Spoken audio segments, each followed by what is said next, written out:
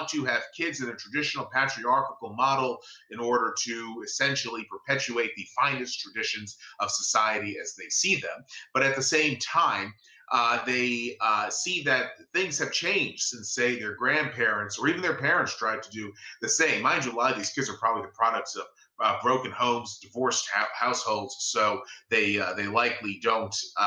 They want tradition, but they understand they live in a non-traditional age. It's not that they have blinders on inherently.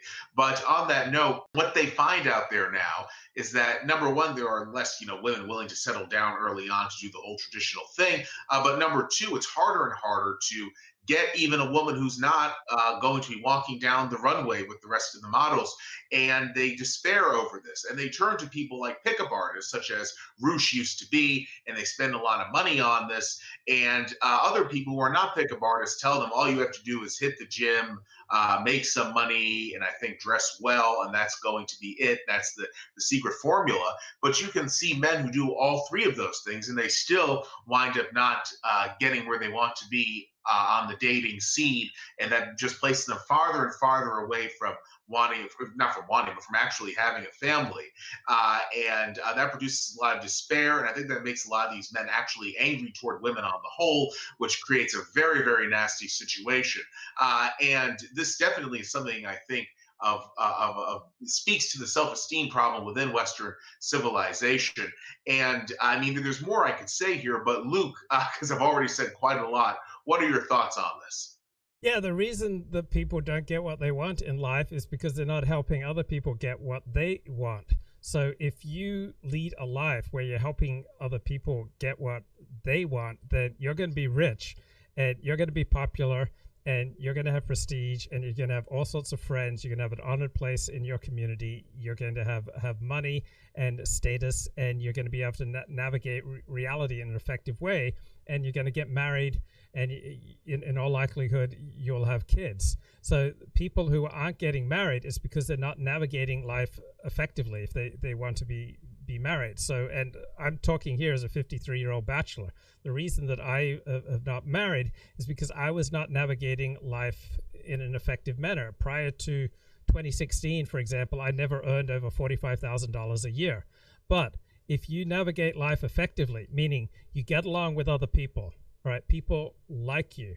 If you have valuable skills, if you bring something to the table, okay, if you do something valuable for your employer, if you develop a product, if you become a doctor, if you develop your medical practice or your dental practice, if you're moving ahead in your professional life, then the wife and kids thing naturally follows.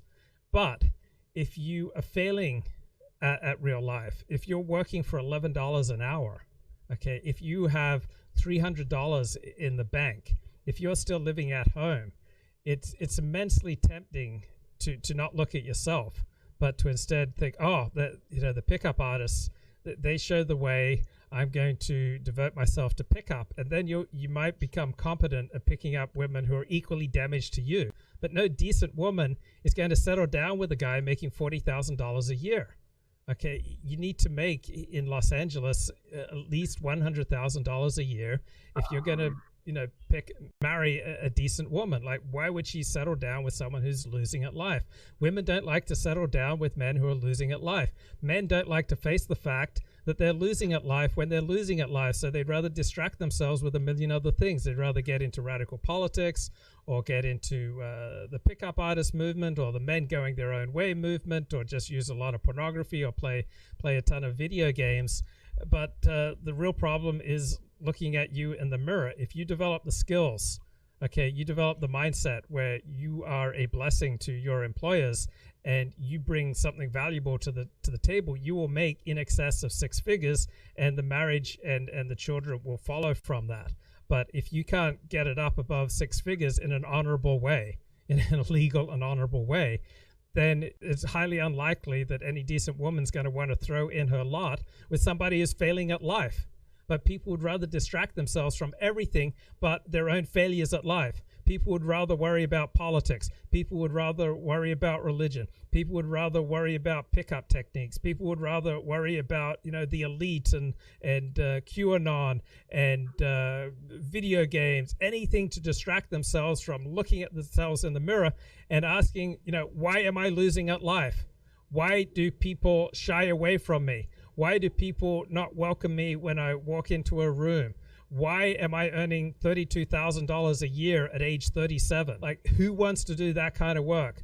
Almost nobody wants to do that kind of work until the absolute misery of the way they are conducting themselves becomes so intolerable that the pain of changing then is less than the misery of persisting in a delusional approach to life that is just resulting in failure after failure after failure.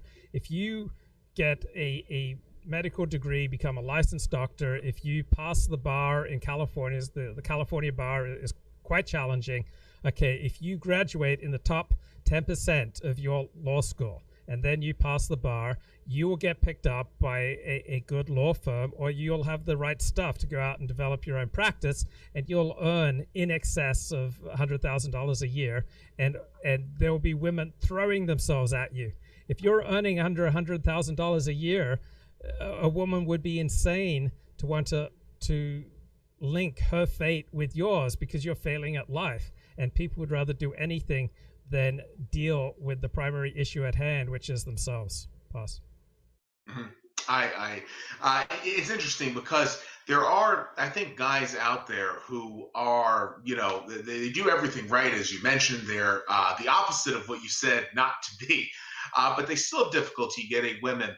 And I think this boils down, it could be something extreme like living in a small town and most girls get knocked up in high school and then that becomes their lives. And obviously, if you're a successful guy, you probably don't want to raise another guy's child, especially if you're still in your 20s and then be saddled perhaps with the debts of that woman and the specter of the baby daddy throughout your life. Totally understandable that you wouldn't want to go down that treacherous road.